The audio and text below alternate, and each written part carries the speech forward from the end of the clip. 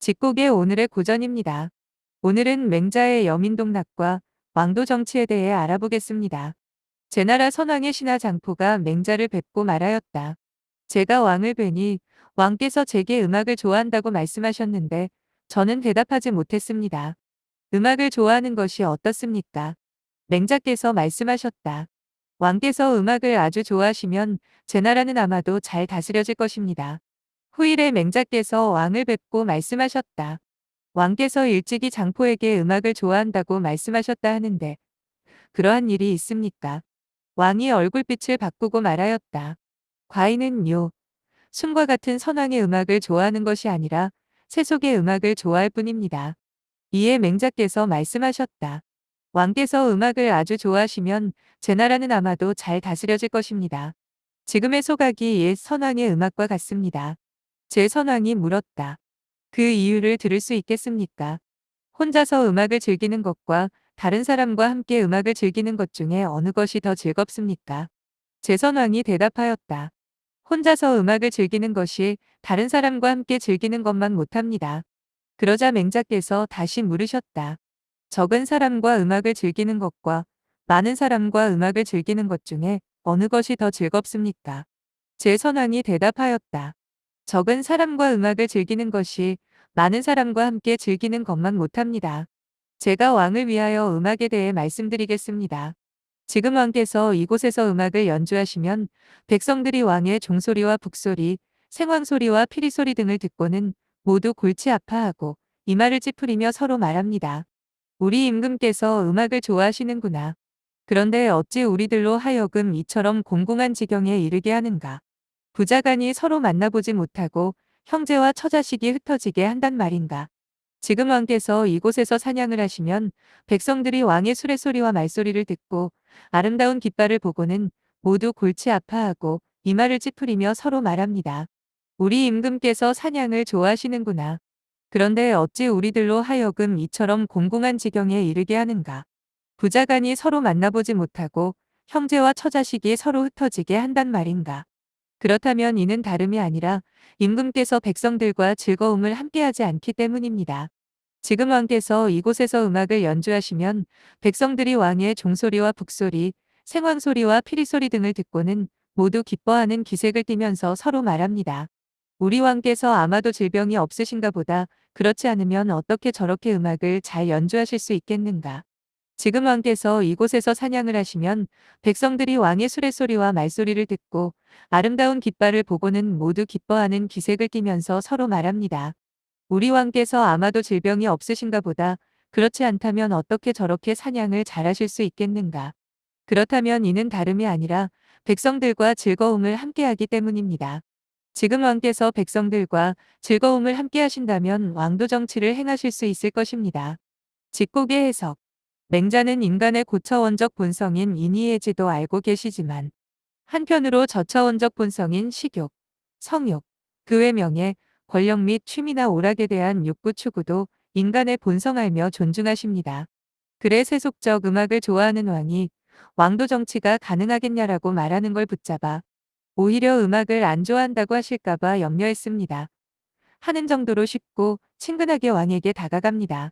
음악을 좋아하는 게 뭐가 문제겠습니까? 라고 하며 내가 이렇게 음악이 좋을진데 혼자만 즐길 게 아니라 백성들도 함께 즐긴다면 얼마나 좋을까 하여 함께 즐기게 한다면 그게 백성과 더불어 함께하는 것이고 나와 남 모두가 행복해지는 비결이므로 그게 왕도 정치라는 것입니다.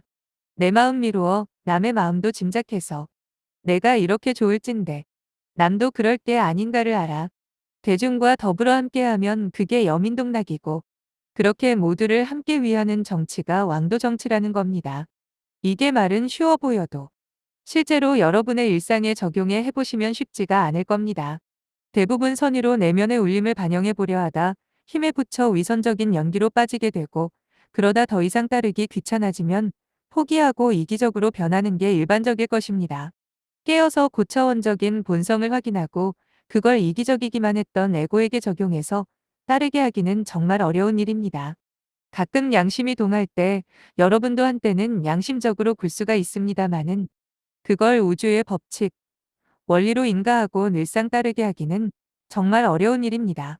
글의 공부의 순서가 에고의 이기적 욕망으로부터 깨어나는 게 먼저고, 초월적 상태에서 에고 대 에고 대 사물끼리 충돌을 해보면서 자신의 내면에 이기적인 공식 말고 더 고차원적인 공식이 있는지를 확인해야 하고, 그렇게 인가가 났다면 확인한 공식을 본인의 에고에 일상에 적용해야 하는데, 해보시면 에고의 저항이 보통이 아니어서 포기하는 게 다반사일 것입니다. 그렇다고 마냥 포기할 수는 없겠죠. 어려우니 공부인 것입니다. 더구나 내 안에 신성인 양심이 포기하는 경우는 없으니, 어떤 어려운 상황에서도 신성은 양심을 따르라고 신호를 보낼 겁니다. 잘 반영해서 따르고 못 따르고가 우리의 공부 정도겠죠. 양심 공부의 단계를 보면, 그래 어중간하게 알고 양심을 때에 따라 했다, 안 했다 하는 일반 중생부터, 공식을 인가하고 따르면서도 상황 따라 실수도 간간히 발생하는 현인과 인간 공식을 늘상 따르는 성인이 있을 것입니다. 우리가 성현을 지향하면서 본인이 가능한 범위 내에서 인가하고 따르다 보면 어렵고 멀게만 느껴지던 성현의 경지도 넘볼 수 있을 거라 생각됩니다. 모두 사람이 공부해서 도달하는 경지일 것입니다. 어렵다고 포기할 수 없는 게 우리의 주어진 운명이고 삶이니까요. 다시 본론으로 돌아가 제선왕에게 맹자가 말하고자 하는 바도 양심이겠죠. 당연히 인간의 고차원적 본성을 잘 모르는 제선왕에게 왕 혼자만 즐기면 좋던가요를 물어 왕의 양심을 자극해 보는 것입니다. 제선왕이 같이 즐기는 게 좋죠라고 말하면 맹자가 양심을 말할 틈이 생긴 거겠죠. 에고로는 혼자 즐기는 것도 좋지만 양심으로는 내가 즐겁듯이 백성들도 함께 즐기게 해주자, 이 마음도 또한 있었을 겁니다. 우리 안에 두 공식이 있다는 증거죠. 그중 더 상위 공식이 무엇인가는 이미 답이 나와 있습니다. 제선왕도 혼자만 즐겨도 좋긴 한데 양심이 좀 찜찜하더라는 거죠. 그래 대놓고 인의예지를 말하지는 않았더라도 듣던 왕이 왕도 정치라는 게 뭘 말하는지를 우회적으로 미루어 짐작할 수 있게 해준 겁니다.